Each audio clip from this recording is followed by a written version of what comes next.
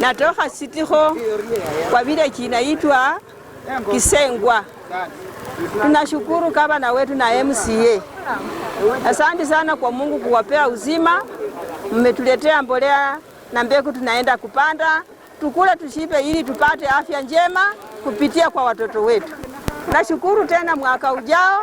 Tena mtukumbuke kama muwe wazima. Tena tupande tukule tushipe kama tungali. Ilikuwa ngumu kwa sababu hata ilikuwa shamba ng'ombe ilikuwa imeanza kuchuna, sina mbegu, sina mahali, sina chochote. Niko tu vile niko. Na leo nimeshukuru kwa sababu ninaenda kupanda saa hii silali kwa nyumba. Kwa majina naitwa Douglas Ngura Wanjala. Natoka Mukite area, Sango village. Mimi nataka kushukuru County Government of Bungoma kutupea mbolea pamoja mahindi na mbolea. Nashukuru tunaenda kupanda. Tunashukuru County Government ya Bungoma imesitia sasa, at least imetupromote, tuko sawa sasa. Huyu mwaka tutafuna mahindi sawa sawa. Nataka kushukuru MCA wetu Grace Ndukwa kutupea mbolea na mahindi. Azidi tena, Mungu akubariki, tunampea 5 tena. Aendelee tena kukubariki. Ukulima raundi tutaimarisha, tuko mbele, tuko sawa. Kwa wakaaji wa Sitiho Ward, saa hii kuna mafuriko kila mahali.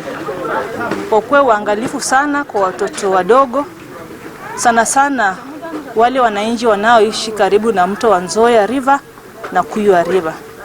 Kwa hiyo wakati mkwe uangalifu sana, na kama utapatikana umeadhirika, pasa sauti hizi ili tuweze kukusaidia. Peana mbolea kwa wakulima wetu 500 katika wodi mzima.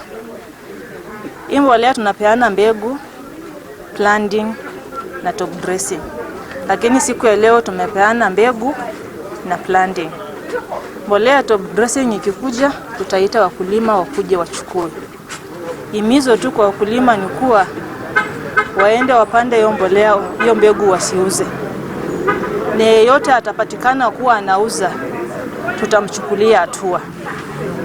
Tunataka ku make sure kuwa hatuna njaa katika hii wadi ya Sitiho.